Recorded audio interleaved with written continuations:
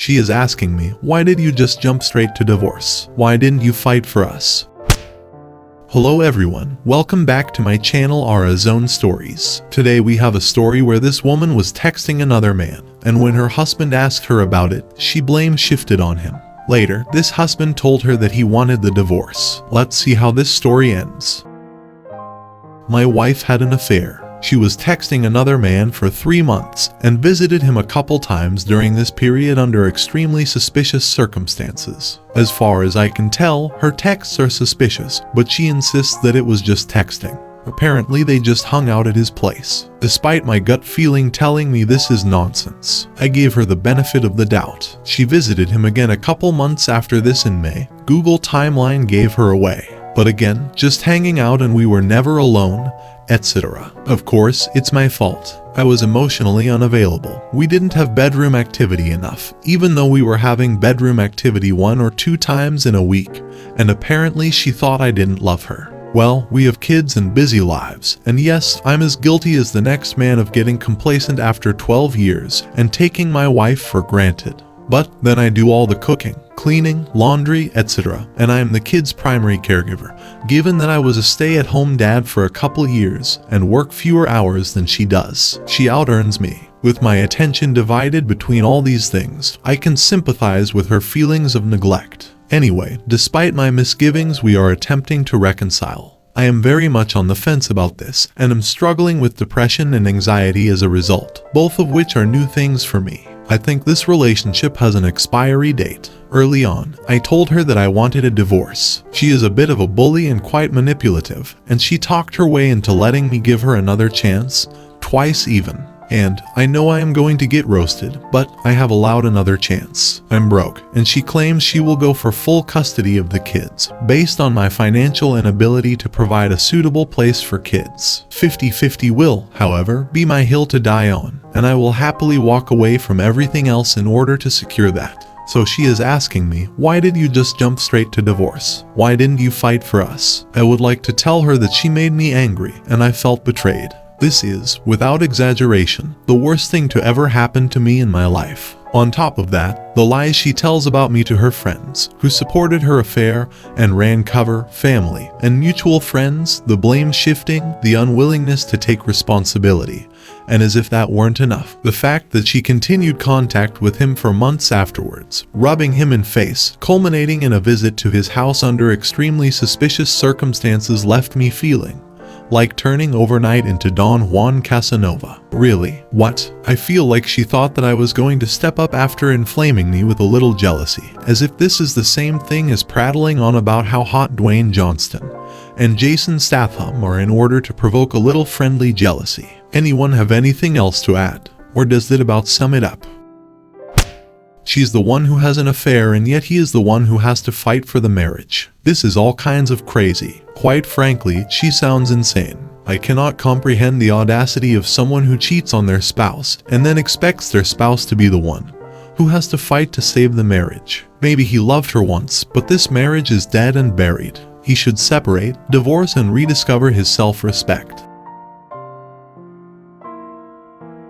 The first thing you need to know is that you did not do anything wrong, because there is really no reason to cheat, really none. So when she was telling why she cheated is all blame shifting, just to make her feel less guilty. There is never a reason to cheat, really never. The next thing is the fact you need to reverse her question. She says, why didn't you fight for us? Well, the question is also, why didn't she fight for your marriage? Why did she jump right to cheating, if she also could have sit you down and talk about her concerns regarding the marriage? Why didn't she tell you she felt the way she felt? Why did she jump straight to cheating? So you need to reverse the question to her. If you do not know if something is wrong with the marriage, if you do not know how she feels, how on earth are you supposed to do something about it? The blame is 100% on her. She did not communicate, she went straight to cheating. Next thing is talk to a lawyer. Find out what divorce would look like for you. Find out if she really can pull off 100% custody. I think she is not able to do that. I think she will be needing to pay you spousal support because she is the high earner. She knows that and doesn't want to. So go see a lawyer and find out. Do not let her know you went. Then you must make a decision. Do you really want to live with someone who has no problem in betrayal, who has no problem in lying in your face, Who has no problem in putting another man above you? Who has no problem putting another man above your marriage? This is an answer only you can give.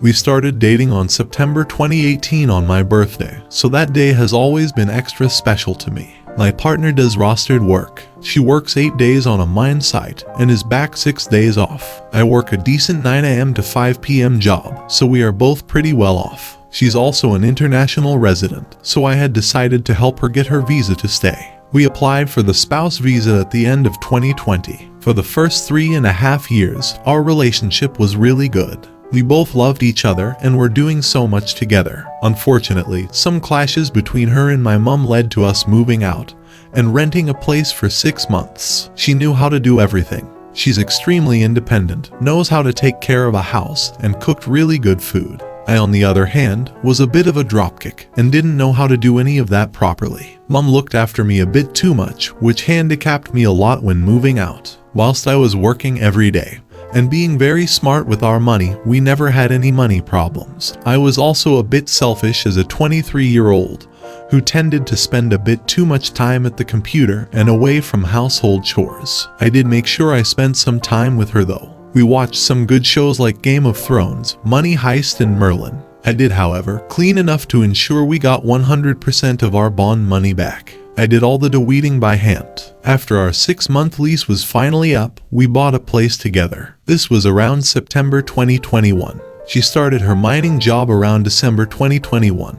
And me, still being a dropkick, didn't do much of the housework, although I did learn to cook some dishes, as I needed to make sure I kept myself fed whilst she was on site. But I still didn't do the laundry or vacuum and mop the floor, cause my standard of cleanliness was so much different from hers. Instead, I spent my time learning how to invest, because she told me she wanted to make a lot of money. I designed an investment plan just to suit her. I enjoyed investing a lot, but not so much in cleaning. Come April 2022, and she breaks down in our bedroom at my lack of help around the house. She tells me she's incredibly stressed with having to come back and do all the housework after 8 long days on the mine site. At this stage, I finally wake up and become the adult I should have become long ago. I started vacuuming and mopping the whole house once a fortnight and doing the laundry every week, making sure she has an empty basket to work with when she came back. It was like a switch was flicked on in my head. I should also mention that bedroom activity was non-existent in the last year of our relationship.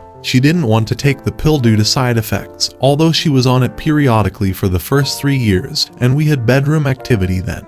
I went to buy a pack of protections, but then she went and hid the protections when we were about to have bedroom activity. So I just refused to have bedroom activity with her, because I didn't want to have unprotected bedroom activity and risk pregnancy. She even suggested that I take the male version of the pill that makes my stuff infertile or something. I don't even know what she was on about there. I kept up my routine, making my own lunches and maintaining the house while she was away. I finally become an adult that could survive on their own.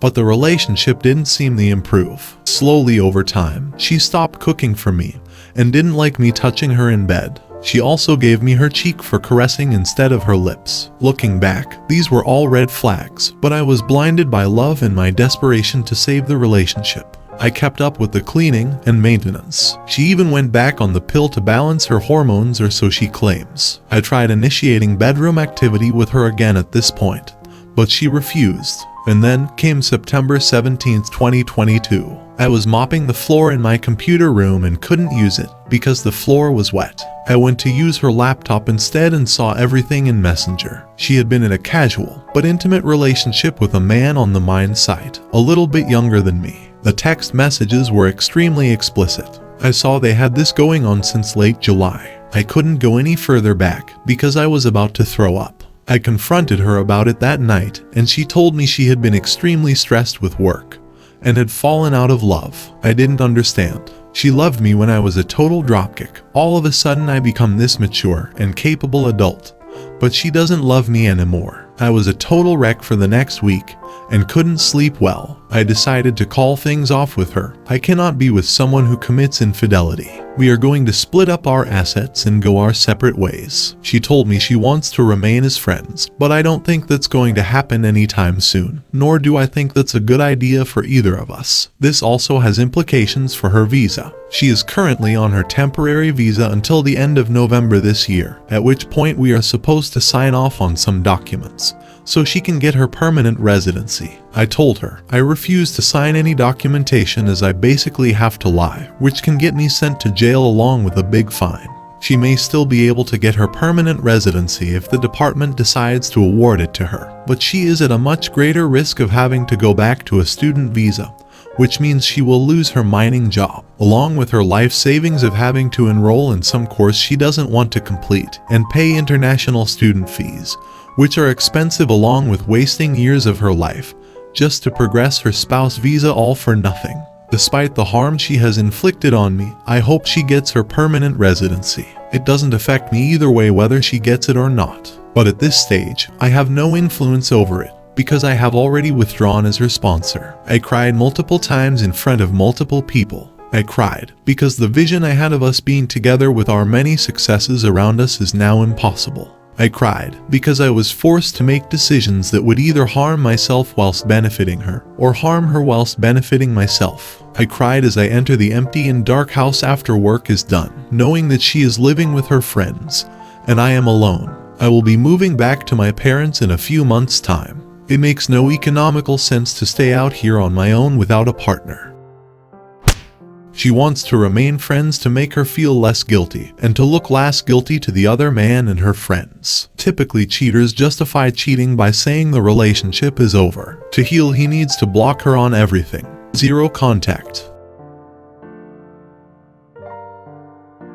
Good riddance, mate. She sounds like a cold-hearted person. Good for you for seeing shortcomings in yourself and striving to improve yourself. Remember that you ultimately did these things not for her, but for yourself. Don't be so hard on yourself. We're all slowly learning how to be adults. The ironic part of all of this is that sometimes showing effort and even affection can sometimes backfire, especially with the types of people who cheat. It sounds like she lost respect for you, and doing housework only made it worse. Do not maintain a relationship with her. Do not lie to help her with her visa. Protect yourself emotionally and legally and cut all contact. She made her bed, let her sleep in it. It's okay to still feel like you love her and want the best for her. That doesn't mean you should stick your neck out for someone who betrayed you, and I'm guessing made you feel pretty worthless for the past year. Take care, man. I'm rooting for you.